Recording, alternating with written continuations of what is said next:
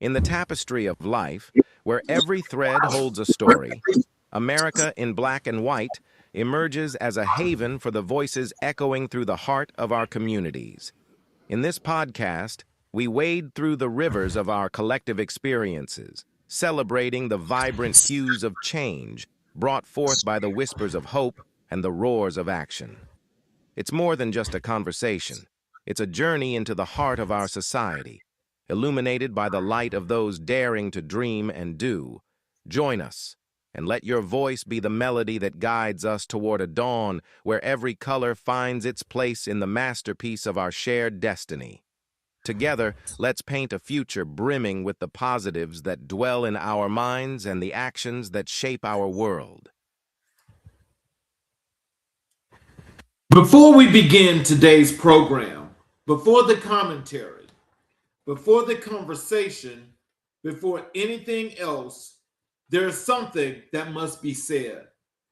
Something that deserves more than a passing mention. Something that deserves silence and space and the full weight of our attention. To the family of Nolan Wells, we see you.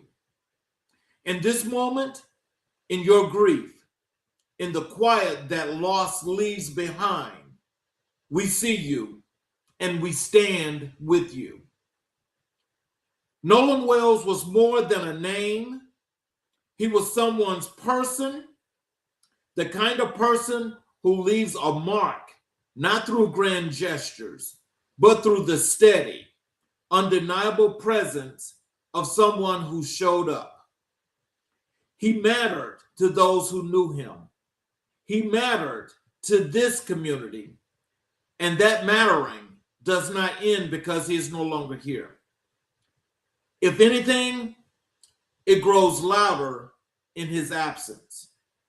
Because that is what love does. It refuses to be silent. To every member of the Wells family, may you find in the days ahead not the absence of pain, but the presence of peace. May the memories of Nolan wrap around you like something warm and unshakable. May you know that his story was and always will be worth telling. This episode of America in Black and White, Season 4, Episode 120, is dedicated entirely and with great honor to the family of Nolan Wells. We carry him in his memory into every word spoken today.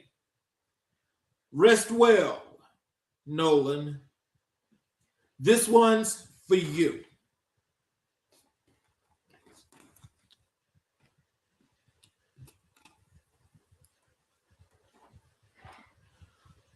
You are tuned in to American Black and White, the show that doesn't blink, doesn't fold, and doesn't let the country off the hook. I'm your host, Charles Zachary King, and today we go deep. This is Season 4, Episode 120, a solo show, just me, this mic, and the truth. And if you know how we do it at AMIBW, then you already know we don't water anything down. Today on the program, we're talking culture, the state of Black America in the summer of 2026, what the media is getting wrong, what the money is still missing, and what the next generation is demanding, whether the world is ready or not. We're talking sports, because the game is never just a game. We'll break down what's happening on the court, on the field, and the boardrooms where the real decisions get made. We have show updates. Some things happen in AMIBW, in the AMIBW world that you need to know about. And before all of that, this episode carries something heavier and more meaningful than any take or any talking point. We open today's program with a dedication to the family of Nolan Wells. That dedication stands at the heart of everything we do today. So don't go anywhere. Don't scroll past. Don't sleep on this one. Episode 120 starts right now. We're going to start with with the show updates that we have for you, the audience, where we want to make sure that you guys know some of the things that we've got upcoming, as well as what's actually transpiring here on the show. I want to say hello to each and every individual that is tuned in. I want to say hello to each and every individual that is always here every show, every episode that we have. I want to say hello and thank you. And I want you to please make sure you're following along, and make sure as you've got any questions, please put them in our chat, and I promise to answer them aloud here on the show. So before we get into the meat of today's episode, let me take a moment to check in with you, the AMIBW family, because this show is nothing without the people who show up for it every single week. And I want you to know what's been going on, what's coming up, and how you can be a part of what we're building here. First, let me tell you guys about this milestone. This episode 120, again, adds to the many great things that we do here at American Black and White. This show being 120 for this season, season 4 alone, I want to tell you that it's been great. It's been 4 great, wonderful seasons. It's been 4 great learning, outstanding moments that we can reflect on. And we can say that we have an audience that's here, that has always been here.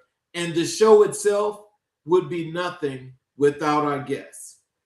I want to thank you all for being here. I want to thank you all so very much. And so without you, there would be no show.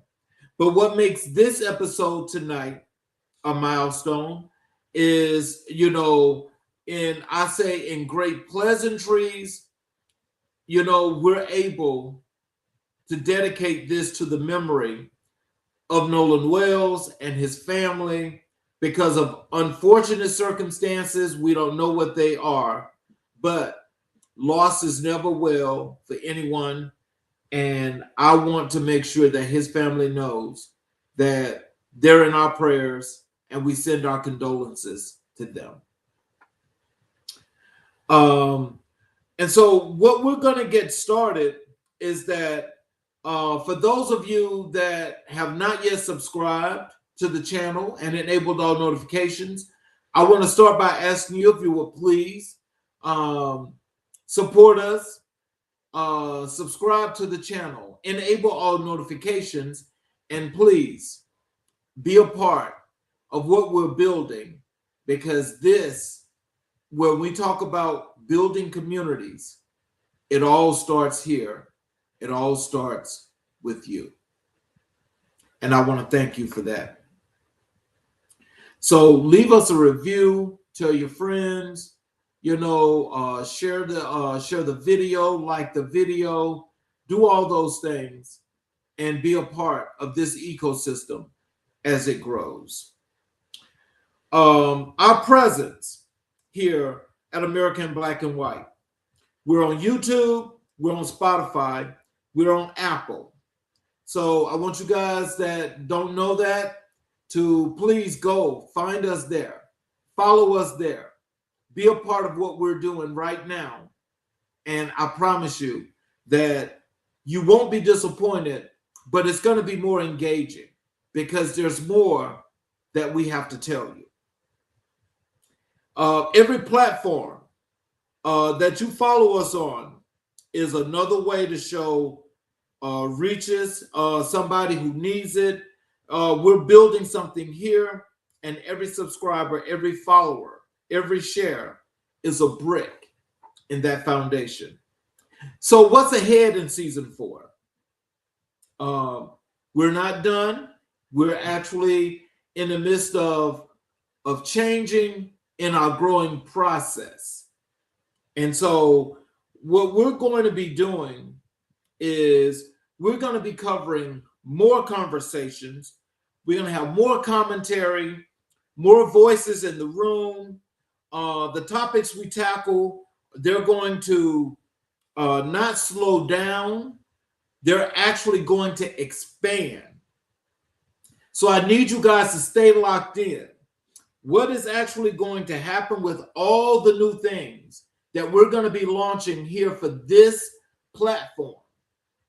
Everything goes in effect and premieres and debuts with our new format on Labor Day, September 7th. So I need you guys to make sure that you mark that down, that you follow, that you subscribe, that you do what's necessary, because your engagement is going to matter more than you could ever imagine. So I'm going to do a community shout out to everyone who has commented, shared, reposted, and sent messages saying this show hit home. I hear you and I appreciate you more than you know.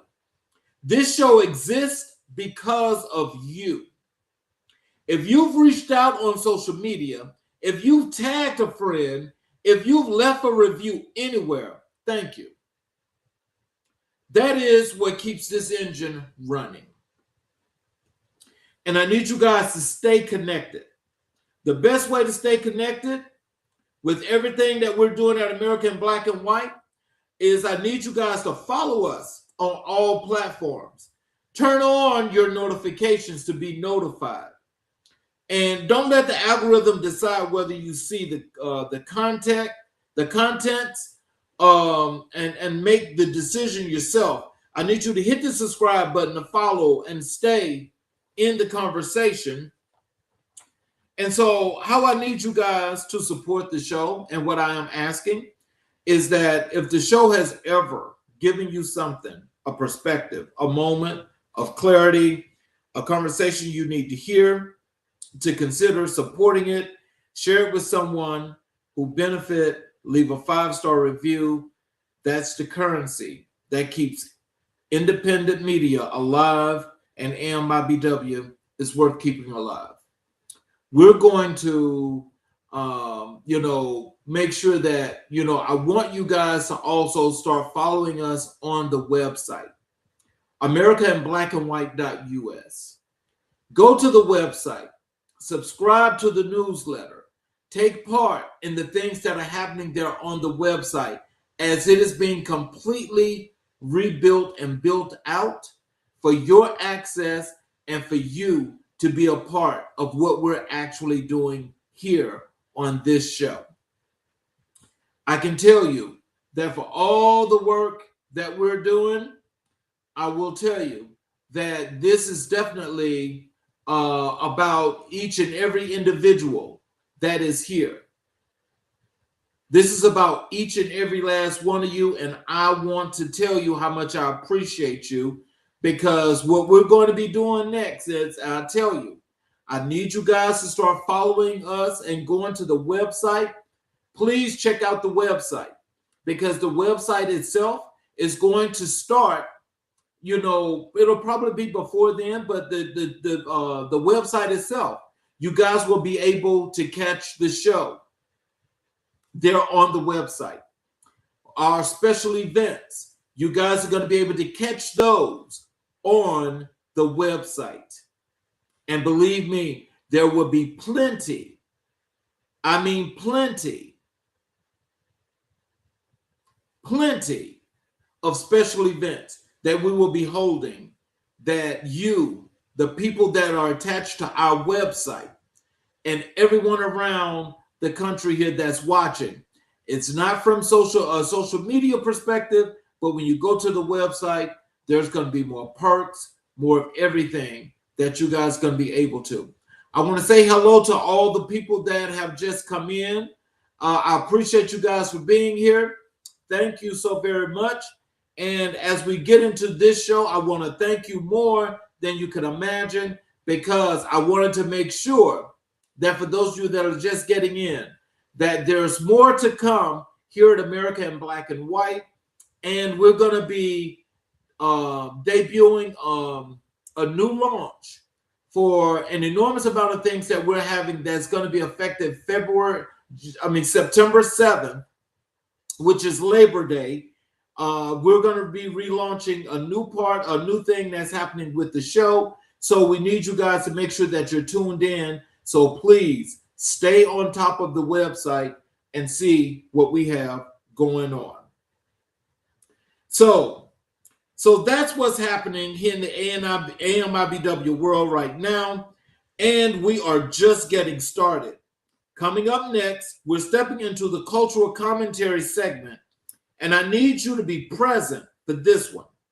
We're talking about where America in Black and White stands in the summer of 2026. And I promise you this conversation is necessary. So stay right here.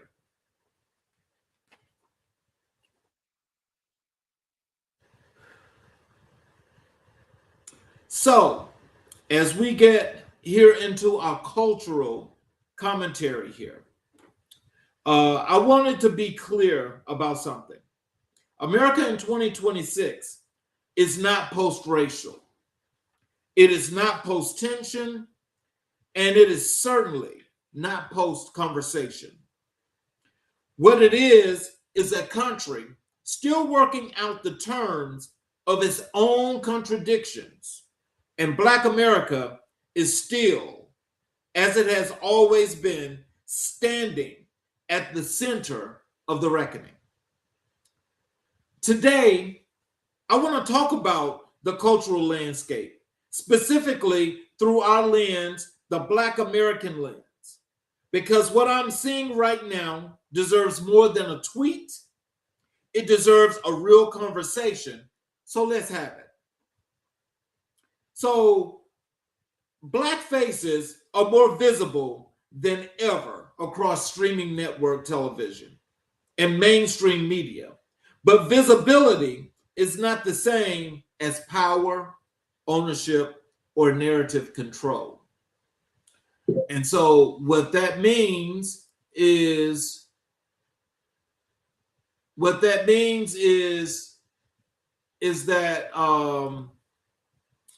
there's some things that definitely have to take place as far as the conversation. So yes, today there was a question in the chat. No, sir, there are no guests today.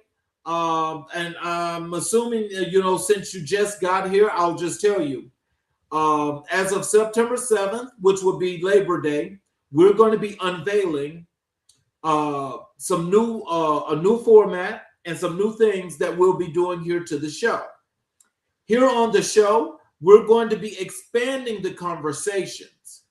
And expanding the conversations means that there's going to be more coverage, more of what you guys want here in this audience, and we promise to not let you down when it comes to that.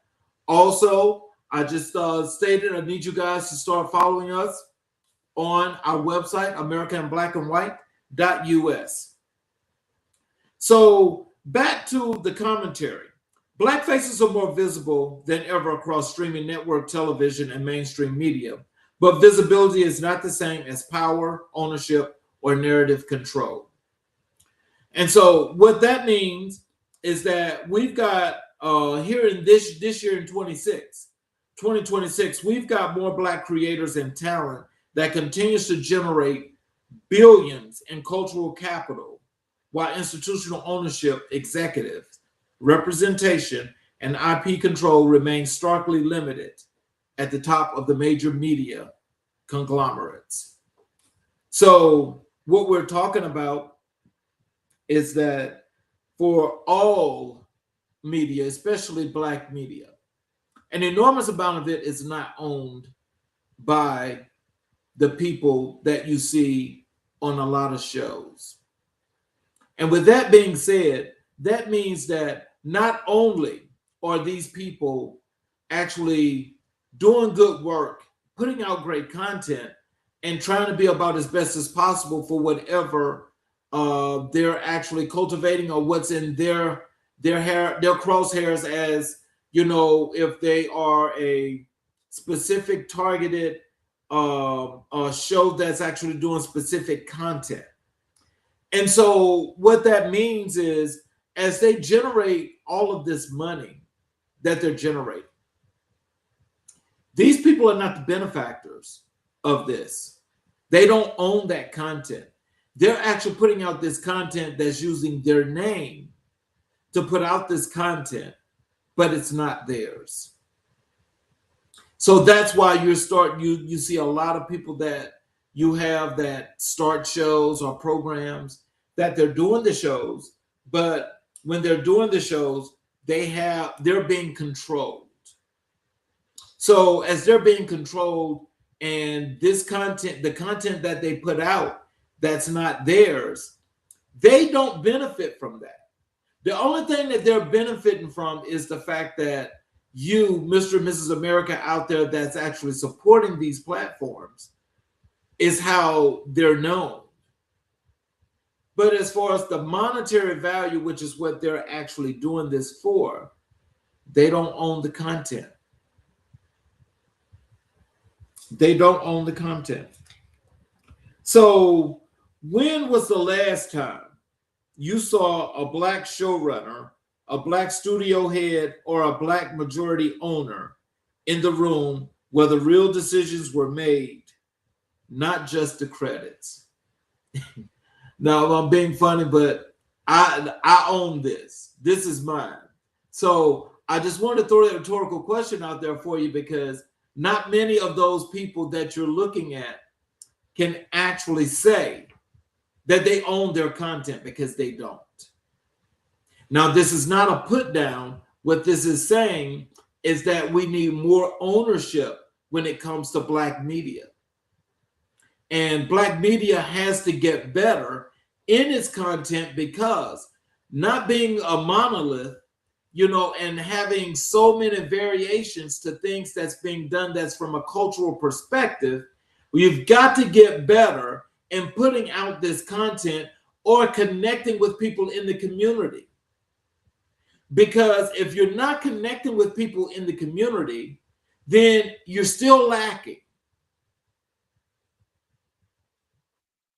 So we've got to do something to make this a better situation, because by what's actually happening right now, let me tell you, when I see stories that fly across the electronic media, that is here on social media, that media could be a whole lot better.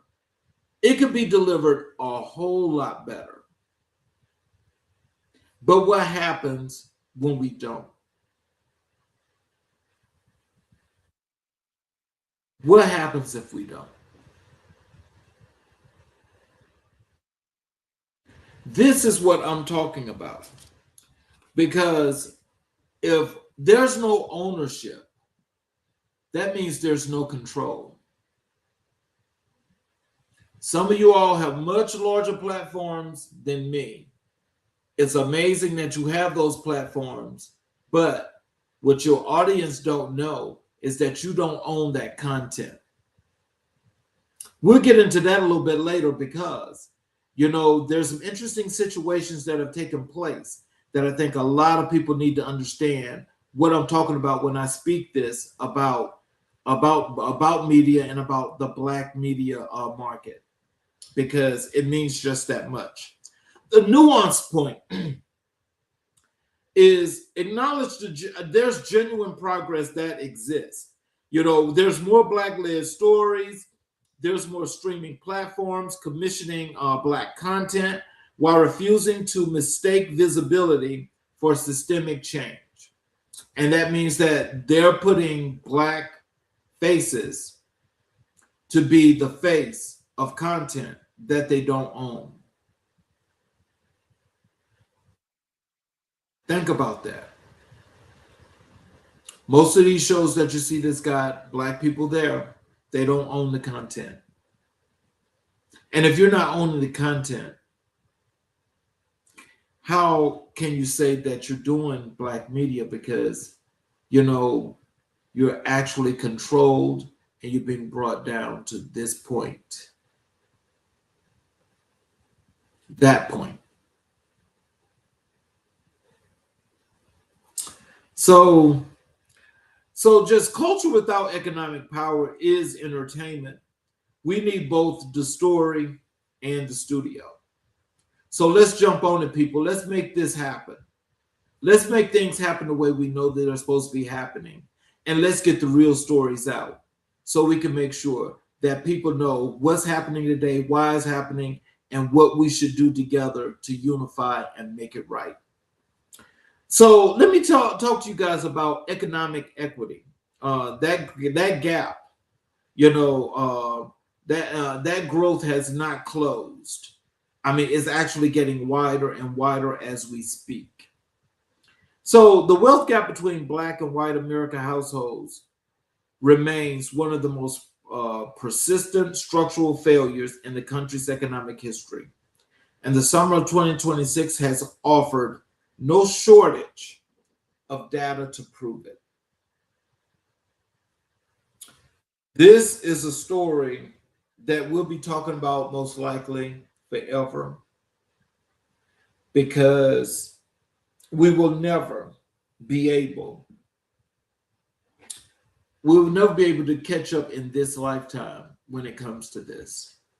And I'm putting this out because I just want you to know that unless we start unifying, coming together as a community, and we start building our communities together,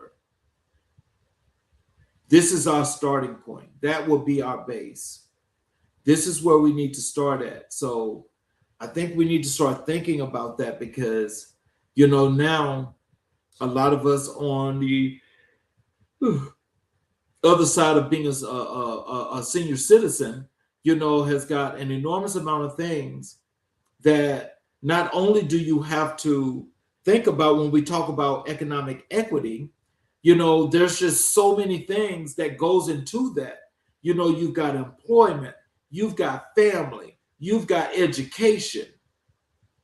All of those things go into a factor into economic equity. But if there's not a lot of that, then what do we do? See, there's a lot that we can't do, but there are some things that we can do to start this path. We need to start this path as I said, by unifying. I mean, I think pretty much, when we live in this country today, it's rich versus poor. And so pretty much we know what rich looks like, that top 1%. But what about the people that are on the bottom? Why are we not unified? Why are we not unified and building what we know we should be building together? Because actually the country's on a brink. And being on the brink is like one of the worst things we could ever imagine when it comes to this. It's really a horrible thing. But there are things that we can do to make this better. Key observations is there's record levels of Black entrepreneurship and a growing Black professional class. Median Black households' wealth continues to lag significantly behind the white median household wealth, a gap driven not by effort or ambition, but by structural barriers in housing, credit, inheritance, and institutional access. So that in itself is telling you that, despite what some may see as progress, there's still a lot of regression. There are still an enormous amount of things that are not happening, and we got people that are still facing the same issue over and over and over again. But it gets so sad that so many people that live in the same community that face those same harsh realities where it's happening, it's happening, it's happening, it's happening. We have got to do something to change this. We have got to make this a whole lot better. So my thing is distinguish between individual financial success, which is real and worth honoring, and systemic equity, which is still absent. This is not about victim mentality. It is about accuracy. So just in thinking about this, economic equity is not a charity. It is accountability, and this country owes that conversation more honestly than it is currently offering. So I'll just leave you with that to think about that. Let's talk about generational identity. There's a generational tension within Black America that deserves honest examination, not judgment, but honest examination. Gen Z, Black Americans, are defining their identity on terms that are sometimes strikingly different from the frameworks that shaped millennials, Gen X, and the generations before them. Now we're talking about, this is a lot. This is a lot because when we're talking about this now on a generational level, and we're talking about generational identity. And when we talk about generational identity, there's lots and lots of issues there when it comes to individuals, because everybody look at this and face this in a separate but different way as to how things are going to be in their lives, how they see things in their lives. And so I just want you guys to understand that as we talk about this, again, this is something that we all should think about, each and every individual, for how conversations like this affect us. But when we think about how it affects us, we then have to look out into our family, our households, our families, our communities, our friends, our relatives, and then the world. So it only gets wider. So as this is happening, how do we take on this generational identity? And we come up with a way of not just having an actionable plan, but sticking with it. Some observations. Questions of code switching, respectability politics, political alignment, and cultural authenticity are being re-litigated in real time on social media, in music, in fashion, in activism, and the conversation is not always comfortable. And it's not always comfortable because we've set ourselves up here in our country here in America. We've set ourselves up in this country to, one, say you have to be on one side or the other. You'll be on one side or the other, and the side you pick is the side that's going to be the best.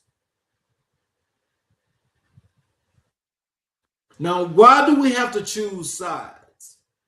Why is it imperative that we choose sides? That's the $1 million question.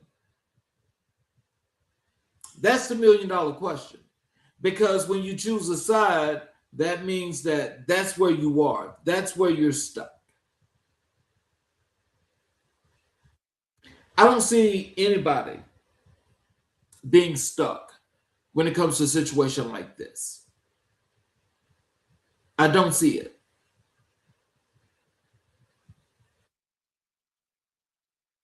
Because when you got a child that's grown up and don't understand or know how he or she is classified, from their generational identity.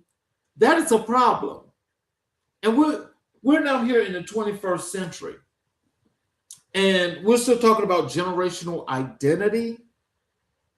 No, that's not the way that works.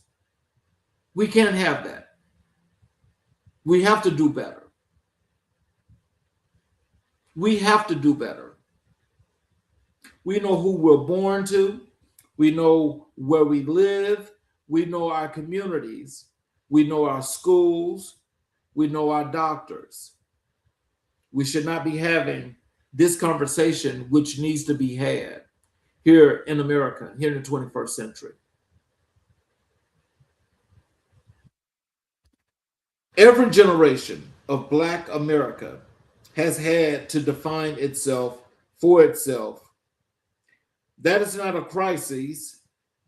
That is the tradition. Let that sit as you think about it. Let that sit. So here's what I need you to walk away with from this knowing. I need you to walk from this segment knowing that awareness is not enough and representation is not a destination. Black America in the summer of 2026 is talented, creative, resilient, hungry, and it deserves systems, structures, and intuitions that match its energy.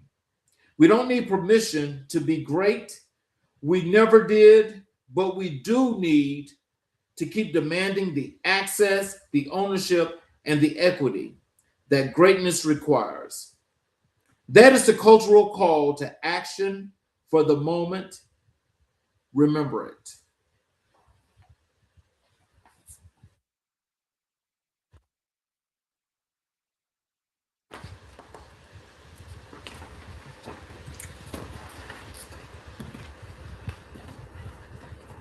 Let me take a moment to speak directly to the brands, organizations, and institutions listening, or to anyone who knows someone who should be listening. American Black and White is not just a podcast. It is a platform with purpose. Season 4 is well underway, and the audience that has gathered around this show, loyal, engaged, culturally invested, and growing, represents one of the most valuable audiences in independent media today. Our listeners are Black Americans and allies who pay attention. They make decisions about where they shop, what they support, which brands they trust, and which ones they don't. They are professionals, parents, entrepreneurs, students, and community leaders. They are not passive consumers. They are active advocates. And when they believe in something, they bring their community with them. If your brand is serious about reaching this audience authentically, credibly, and with cultural intelligence, then a partnership with American Black and White is not an expense. It's not an expense. It is an investment. We're now welcoming select brand partnerships, institutional sponsors, and community organization collaborations for season 4 and beyond. Whether you are a national brand looking to deepen your connection to Black America, a local business wanting to grow your presence, or an institution committed to equity and community, this is the table where that conversation starts. Reach out to us. Let's talk about it. Let's talk about what a real partnership looks like. Reach out to us directly through our social media channels or drop us a message at americanblackandwhite.us, our website, to start the conversation. America in Black and White, the conversation is already happening. The only question is whether your brand is in the room. That is the only question. So let me go over here. Let me talk to you guys here about this other segment. I want to talk to you guys about sports. Let's talk about sports. And I don't mean the scoreboard. I don't mean the box score. I mean the real game. Um, the one that happens in front offices and contract negotiations and the boardroom decisions that never make the highlight reel, but shape everything you see on the field and on the screen. It is July 2026. The NBA offseason is in full boil. The NFL preseason is warming up. And 10 days ago, ESPN fired Ryan Clark. And if you think that's just a sports media story, I need you to listen a little more carefully, because what happened to Ryan Clark is the whole conversation in one moment. Let's get into that. The facts. This is the facts. On Monday, July 21st, 2026, ESPN fired Ryan Clark. Not laid off, fired. Clark himself has been very clear about that distinction. He joined ESPN back in 2015 as an NFL analyst and spent over a decade building his reputation as one of the most respected, most honest, most culturally connected voices in the building. And they fired him mid-show. He was on the set of NFL Live, went to commercial, and was informed during the break, because the news had already leaked to the media before ESPN even had the conversation with him. He did not return to finish his on-air appearance. Let that sink in for a second. So with that, I want you to think about this and put this in context. Ryan Clark is on air. He is on air. He's doing his show NFL Live. And they go to commercial break. He's told during commercial break that you've been fired and you've got to get off the set. Now, as you let that sink in, I want you to just think a whole lot more about this, because from a cultural perspective, not only is that disrespectful, that is humiliating, and is only the most humiliating thing that you could ever think could happen to a person, because this has never happened before. So we'll let Ryan Clark be the first. Now, I'm saying this to say is that, again, by not using your own platform, you see, that's the importance of having ownership, is because when that happens, see, on your show, you control that. You see, you don't have to worry about getting fired. But when you're on somebody else's platform, this is what happens. This is how one gets fired. This is why one gets fired. Because Ryan Clark was not one of those that was very passive in his commentary. He was very, very open, and he was to the heart. Whatever he said is what he believed.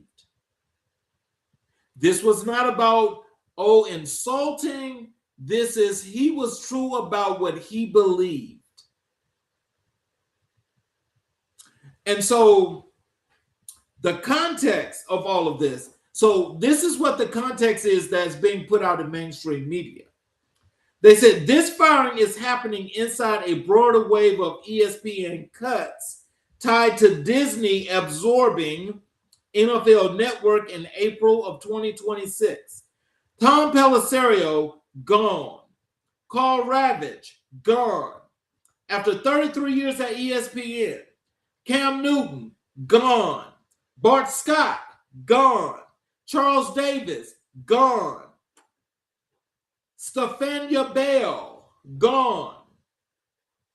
ESPN chairman James Pitero put out a memo citing organizational restructuring following the NFL Network integration. So on the surface, this is a budget story. But if you dig a little deeper, and we always dig a little deeper, On this show, it is not simply that, because any of you that watch sports, and if you are especially a football person, and you watch and you listen to Ryan Clark says a lot of things that are well within bounds of what happens in the NFL. Now, when he does that, he can say those things because he has lived experience. Remember, he's an NFL veteran that's been in the league for like 12, 15 years and successfully transitioned from the NFL to television, to ESPN, as a matter of fact, the sports leader, as they call it. So what else is there to get from Ryan Clark but his lived experience to talk about what is happening, or in situations as to statistics and things that they are giving these people to study, instead of actually talking from what you know about the sport, or maybe some things that may be a little bit digging deeper into what stories might be. They give you statistics that they want you to talk about.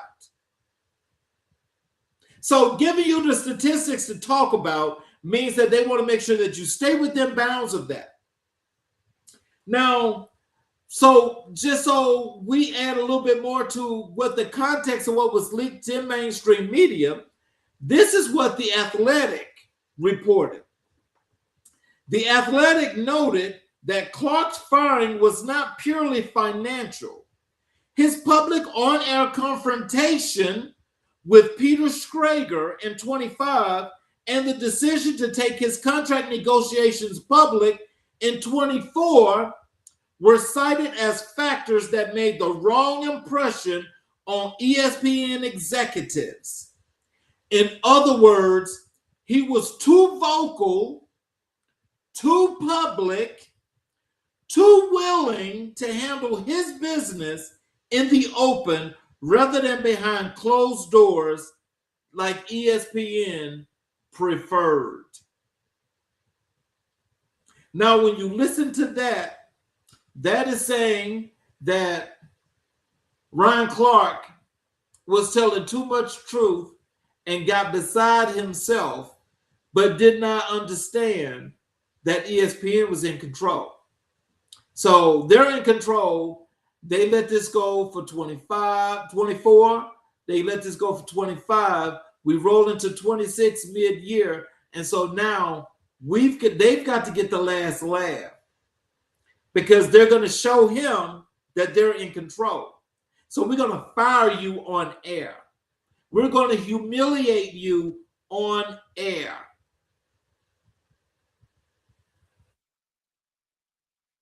This is what they did. So I'm just, as this is going out, I just want people to understand. How many of you are still supporting ESPN? How many of you are still supporting ESPN? Now, I'm going to tell you honestly, 5 years ago, I've seen a lot of things on that. I got fed up with watching that network. I canned that subscription I had. The writing was on the wall 5 years ago what the change was going to be. Some of these guys just did not take it that serious. But you know, Cam Newton said it best, because Cam Newton made the statement on his show. Now, he owns his platform.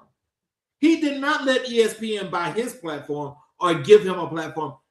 Cam Newton owns his own platform. And he made the statement that unless you own your own platform, you are not going to survive being who you are on air on somebody else's. That is what he said. Now, I'm not quoting him verbatim. I'm just giving you the gist. So let me just tell you my take. Let me just tell you my take, and I'm going to run into this and I'm going to end this. But let me tell you what my take is. Ryan Clark is the kind of analyst who doesn't just talk ball. He talks culture, he talks race, he talks social issues. He is a black man with a platform who has never pretended that platform was only for fourth down analysts. And that is exactly the kind of voice that makes certain people uncomfortable. So the question this show needs to ask is this: is ESPN cutting costs or is ESPN trimming voices? Remember, is ESPN trimming voices? Because there's a difference between a budget cut and a choice. And when the people who get cut are disproportionately the ones who speak loudest about social and political reality, that is not a coincidence. That is a pattern. So that is to say, this has happened more and more at ESPN. Folk have been fired at ESPN, just not like Ryan Clark was fired at ESPN.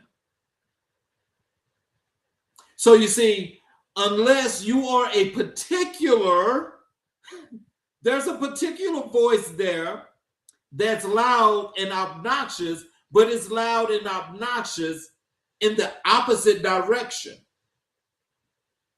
They don't mess with that because that is something that can do its work without having to have a real authentic person talk truth to their lived experience and their real life experience. And so the disrespect of all of this is, I keep coming back to, how you tell a man he's fired during a commercial break, mid-show, after the news has already hit the internet. That is not a business decision. That is a statement. Whether they intended it that way or not, that is the message it sends. And Ryan Clark, to his absolute credit, responded with class. He sent prayers to everyone affected. He posted a workout video, and he did not fold. He did not quit. He was not quiet. He didn't go quiet. He made it clear that this chapter does not define his story. And it don't define his story because he has a podcast that's got followers, and I'm sure that he's going to continue to get followers. But what that does is that despite what ESPN thought, how they humiliated him, they only made it better for him. And I think that a lot of people, especially those that look like Ryan Clark, should be thinking in the same form, however you want to look at it, is that why not get together, unify, and form your own network? Why not form your own network? You guys have got the following. Most of you guys have got the following. You guys still got the access to sports. You still got the access. Why not take advantage of that?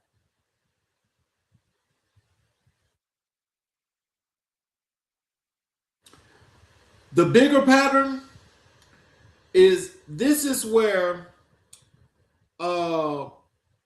because this is not just about one man, ESPN is absorbing NFL Network, growing its empire, expanding its reach, and firing the people who helped build the culture that made the brand worth anything. You're getting bigger, you're getting wealthier, and you're showing the black analysts who told the truth on your platform the door. That is worth naming, and that is definitely worth more than a headline. And it's worth more than a headline because I want you to think about this. People can do many, many things. People that own businesses, here in America, everything is what we call capitalism. And again, These are issues that are being sown so through the fabric of this country that is causing people to lose sight on the real pointed part of being human, of having a moral compass, of having a moral clause. Because when you think about it, hey, it's capitalism, as they say. And let's just throw it out there that way. So we throw it out as capitalism. Hey, people do what they want to. This is their money. They can do whatever they want to do. But when you do whatever you want to do, you don't do this at the expense of humiliating someone else and to use their likeness for as long as you did to gain ground, to gain an advantage, and then say, I don't need you anymore. Bye. I can tell you each and every company that's done that and that's doing this right now to this point, I can guarantee you the prosperity that they think they're going to get is not going to be prosperity. Because I can guarantee you that as many folk that are fans of Ryan Clark and others that were there at ESPN, and they're looking at this kind of madness that's taking place, nobody's crazy. Everybody knows the writing on the wall there. Stop blaming that on budget cuts. Be grown men and stick to what you're trying to do and why you're doing it. You see, when Ryan Clark got fired, how about Pat McAfee got a new huge contract? How about Stephen A. Smith gets an addition to his contract?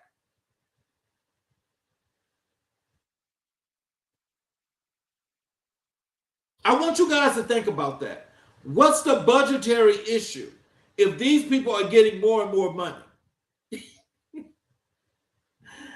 It sounds like to me that these are the main two catalysts that are carrying the water. That's what it sounds like to me. I mean, and so we'll be talking more and more about sports as we go into the future of the show. But I mean, I just want to know, what do you guys really think about that? Because there's something wrong with that. There's something wrong with that.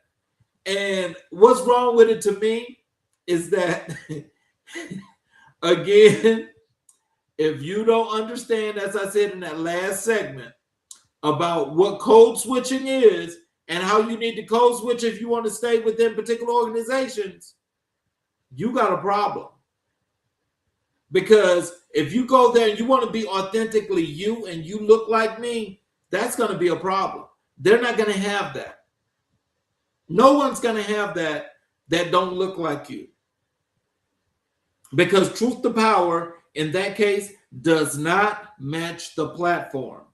And if that does not match the platform, that means that you are not welcome. If I can use you, get what I want, use your likeness, and have people follow me for some years, build up all that steam. After I got enough steam, then I can say, okay, I don't need you anymore. Bye. You're fired. But see, some people take firing in a different way. And when I say people take it in a different way, I'm talking about the companies that do the firing. You see, they have a way of doing these things. But again, we'll see how this plays out, because I'm definitely following this story, because I want to know the exact reason and get as much up into ESPN business as I can to find out exactly why did this transpire the way it did for Ryan Clark. Look, let's talk about the quarterback conversation that's continuing in the NFL. Now, this is one of the things that got Ryan Clark in trouble. And it got him in trouble because, he said some things about the quarterbacks that that most people at ESPN, handle with kid gloves. They put bubbles around them and they protect them at any cost. And so But not just talking about those people, but talking about what's happening today in present day NFL and this quarterback situation. As the NFL kicks into preseason mode in the summer of 2026, the ongoing conversation about Black quarterbacks, coaching diversity, and front office representation has not lost a step. If anything, it has accelerated. So let me tell you about some observations here that I've made before I give you my take. The observations that I've seen was the Rooney Rule has been on the books for over 2 decades. Black quarterbacks have won 2 Super Bowls, earned MVP awards, and transformed the position. And yet the pipeline to head coaching and general manager roles for Black professionals in the NFL remains disproportionately narrow relative to the player workforce it serves. 80% of the players in NFL are Black. That's just the gist. That's just the gist. Okay? So now with that, and you've got maybe 5 general managers. Because see, this is like ugly. You've got like 5 general managers, and I think maybe 6, 7, 8 head coaches. But you got 80% of the workforce is Black. 80%. I want you to let that sink in. Come on, sports fans. Come on, sports fans. I need y'all to stay with me. I need some comments in that chat, because where I'm going, you know where I'm going, because it's true. But most of you continuously to support this kind of foolishness. My take on this is we keep having the same conversation at the end of every hiring cycle.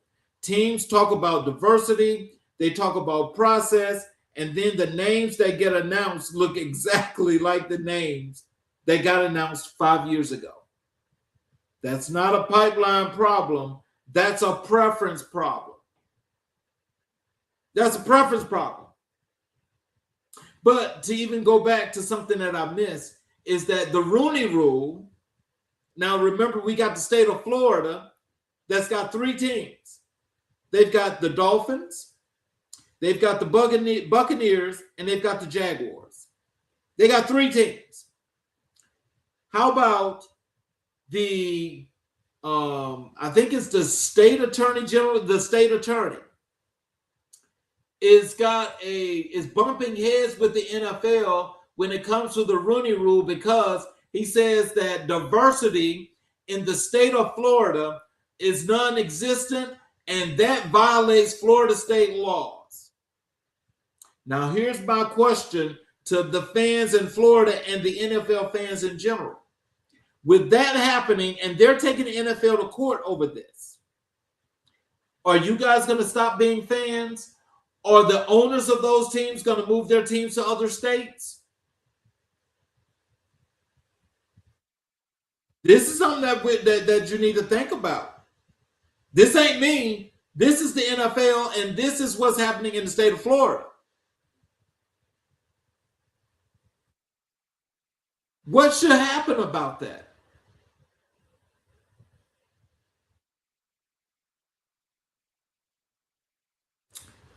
So, going back to what I just got through talking about, the Ron Clark story connects directly here, because Clark spent years covering the NFL, advocating for players and speaking plainly about the league's racial dynamics. His firing is a reminder that the same power structures that limit Black coaches and executives in the NFL also shape which Black analysts get to stay in the room to cover those stories.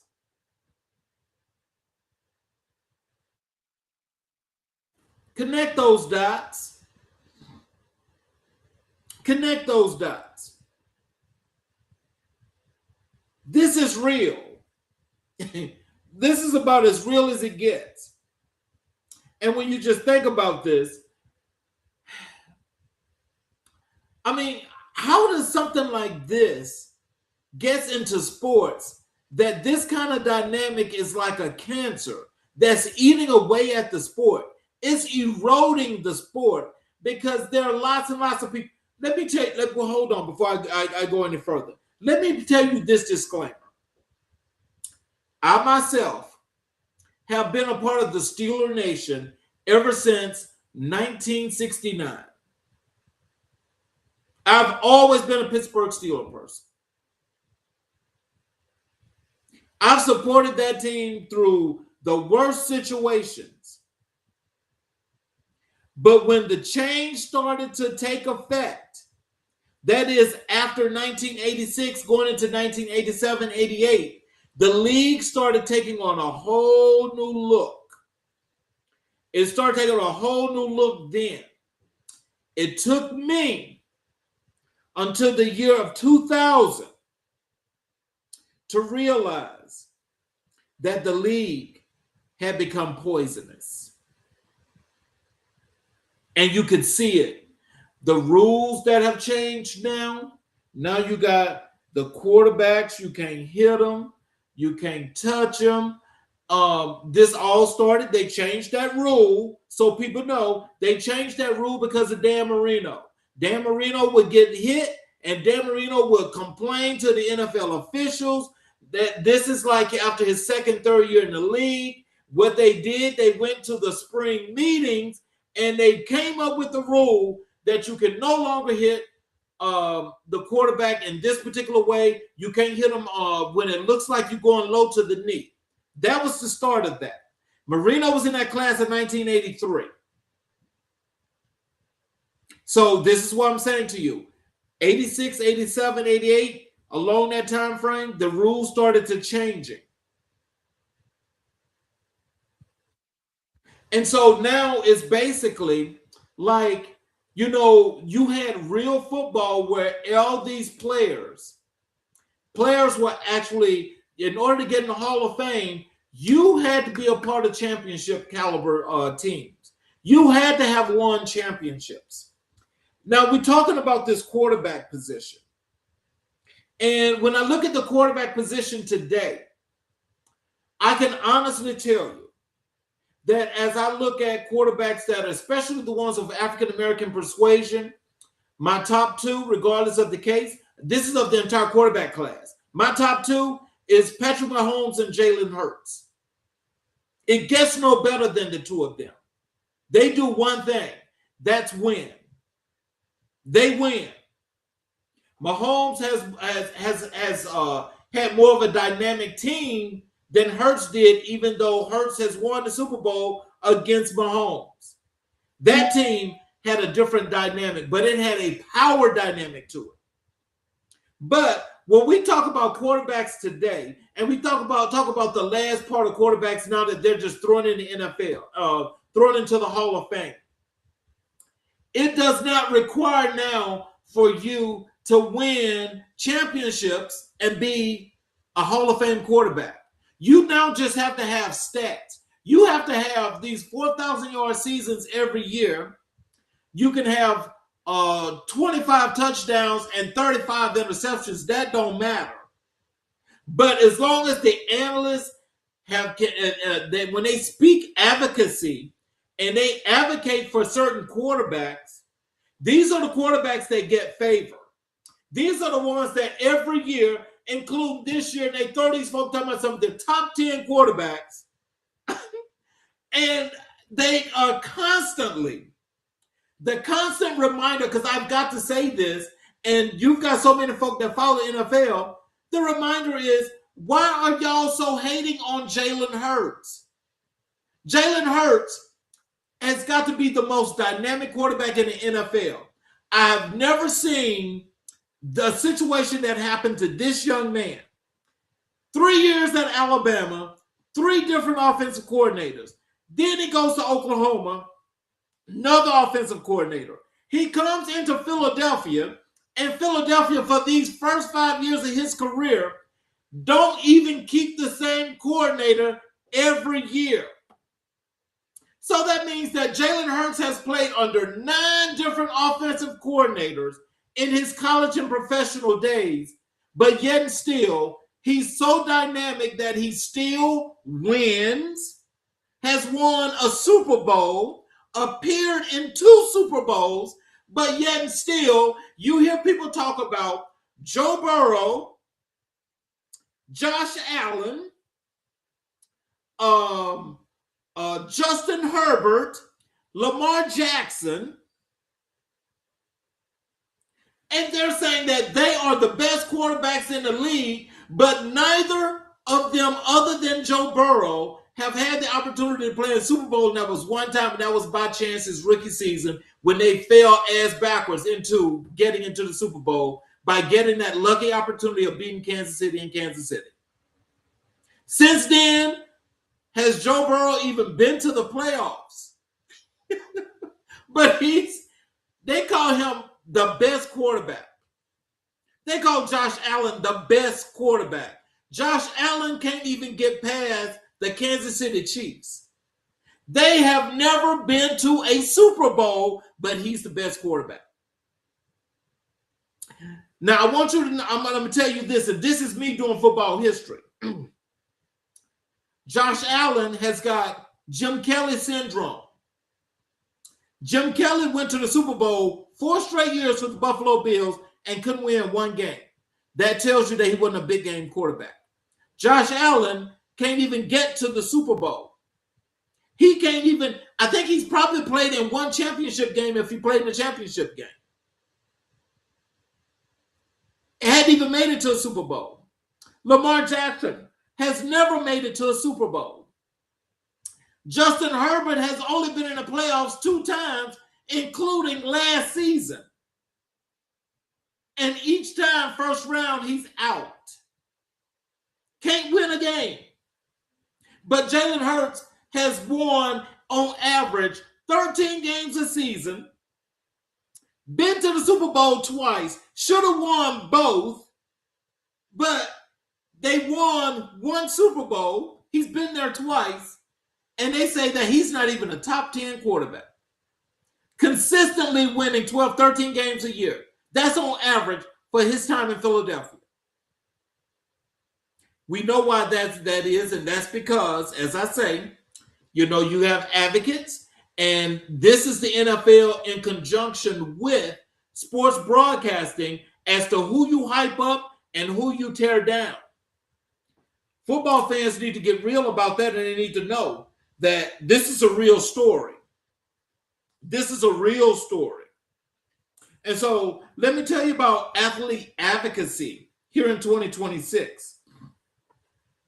One of the defining things of 2026 sports is the continuing pressure placed on Black athletes who choose to speak on issues beyond the game, and the double standard applied to them when they do.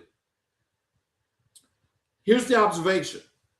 When Black athletes speak on race, politics, or social justice, they are routinely told to stick to sports by the same media ecosystem that profits from their labor, likeness, and cultural identity. When those same conversations become profitable, those same voices go conspicuously quiet. So let me give you an offset to this, because I don't know if you guys remember when those 2 San Francisco 49er players, Joey Bosa and Brock Purdy, wearing the MAGA hats. Wearing the MAGA hats after a Thursday game. No punishment, no sit up and play football. They were able to do that. Is there a double standard? Tell me about it. I think it's more than a double standard. But you see, this is where when you create your own platform is yours. Do what you have to do. I'm not advocating for no player. Nope, not advocating for no player. But what I'm saying to you, and what I'm saying to you, the public, is that we have a problem here. And the problem is what's being interwoven into this system is more repression, oppression, and racism to the 15th degree. It wasn't even like this primarily after Reconstruction, really. This is really ramped up. Really ramped up.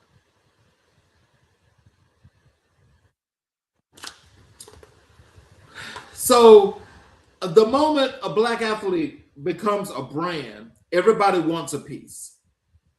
The moment that same athlete becomes a voice, a real voice on real issues, suddenly it's controversial. You cannot commodify blackness and then silence it. Pick one. So my whole thing is Ryan Clark's situation is the perfect case study for the point. Here's a man who used his platform at ESPN to speak on things beyond the game: race, culture, politics, player welfare, and who made the wrong impression on executives by doing exactly that. The same network that profited from his credibility, his black audience relationships, and his cultural authority decided that credibility had limits. And those limits happened to land right where his voice got most real. You cannot tell me that this is not a broader pattern worth examining. I need somebody to hear me and amen this, and I need somebody to tell me, am I wrong? Because what you guys got going on here, this is crazy. And what is happening is that for all the unifications that people try to build and put together, you've got all facets of what's happening here today in America is actually tearing the fabric of America apart. It's tearing America apart. And again, saying this, a lot of people don't want to hear me say that. But it's true. When are people going to start dealing with the truth and doing something about it? We have to do something about this, because it's going to get to a point pretty soon that, things are going to start happening to athletes, or, people are just going to just start going all kind of crazy and just doing things. I mean, because I just really don't understand how is it that we can get to sports and we can polarize sports in this manner and it's okay. We have to do something about this, people. I'm open for suggestions, and I know what's in my mind and what's in my heart. I know what's in my mind and my heart. But I can also tell you this. I can no longer support, this league itself. I can cover these stories. Oh, and I'll definitely cover these stories because I understand this lived experience, as well as I understand the contextual content and context in which these folk are performing what they're performing. They're actually surgically cutting up players, surgically cutting them up with mainstream media as his main go-to doctor. I say this to players now, that's high school, college, and professional. Stop getting involved with mainstream media. It's the same thing that builds you up only to get ready and prepare to tear you down. That's what they do. There's no consciousness, no realness about this media. None. Because those same players that you guys sit there, you give autographs to, you sit there, you give them interviews, those are the same people that's backstabbing you and went to the networks to tear you down. The very same people. So sports and culture in Black America are not separate conversations. They never have been. Muhammad Ali wasn't just a boxer. Colin Kaepernick wasn't just a quarterback. And the athletes of 26 are not just athletes. They are reflections of us, what we value, what we fight for, and what we refuse to accept. So when you watch the game this weekend, watch the whole game, not just play on the field. Watch the power, watch the money, watch who's in the booth, who's in the box, and who's making the decisions. That's where the real score is kept. So you'll know who is what. So I want to thank you all for being here. I appreciate the time that you all gave me. And I want you to remember, as I said to you earlier, please start going to the website, americainblackandwhite.us. Please check out the things that are there on the site. Subscribe to the newsletters. Make sure that you're going through the site thoroughly so you will not only see where our Spotify, the show on Spotify, will also come through the website. We're going to actually have the frame to where the show will be played live on the website via YouTube. You'll also get the opportunity to catch the show via the Apple Podcast. So I'm asking you guys to please just go and check out what's going on there, what's happening, because there's more and more that's going to be happening that I'll be releasing as we get closer to that date of September 7th, which is Labor Day. So for those of you that are watching, especially on our YouTube channels, if you have not yet subscribed, please subscribe and enable all notifications. And please, you'll be able to catch the shows when they go live. You'll be able to go back and watch all of the previous great shows.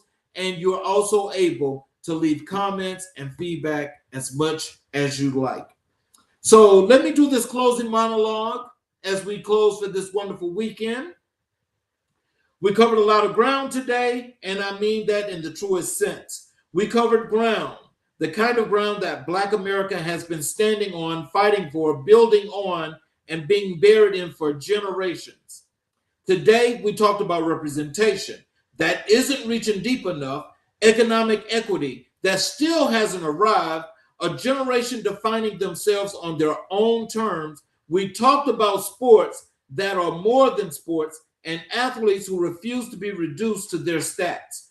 And we did all of that because that is what we do at American Black and White, is for this show to exist because these conversations deserve a home, because our stories in their full complexity, their full brilliance, and their full pain deserved a platform that takes them seriously.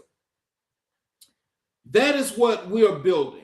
Episode by episode, season by season, and we are at episode 120. 120 episodes. Think about that. 4 seasons deep.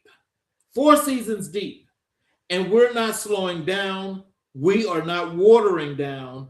And we are not going anywhere. But before I let you go, I need to return to where we started today, because some things are too important to leave at the top of the show and never come back to. To the family of Nolan Wells, I hope something we said today, whether it was the cultural conversation, the sports breakdown, or simply the fact that this show showed up today and chose to lead with your name and his memory, I hope something gave you a moment of peace. Grief is not a straight line. Grief is not a straight line. It doesn't follow a script, but love is consistent. And the love this community has for Nolan Wells and for you, his family, that is consistent too.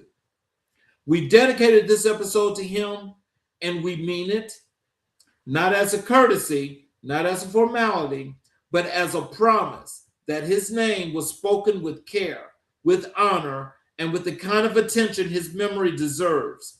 Rest well, Nolan. To everyone listening, thank you, genuinely. Whether this is for the first episode or you've been with us since season 1, thank you for being here. This show is yours as much as it is mine. Share it. Leave a review. Follow us on all platforms. Tell somebody about American Black and White, because the more people in the room, the louder the conversation, and this conversation needs to be loud.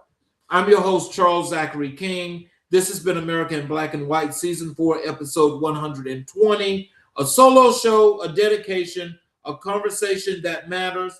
Until the next time, stay informed, stay grounded, and stay Black. And please, check us out tomorrow on Changing Trends and Times. at 2 p.m. Eastern Time tomorrow as we continue our healthcare series with episode 3. We will see you guys tomorrow.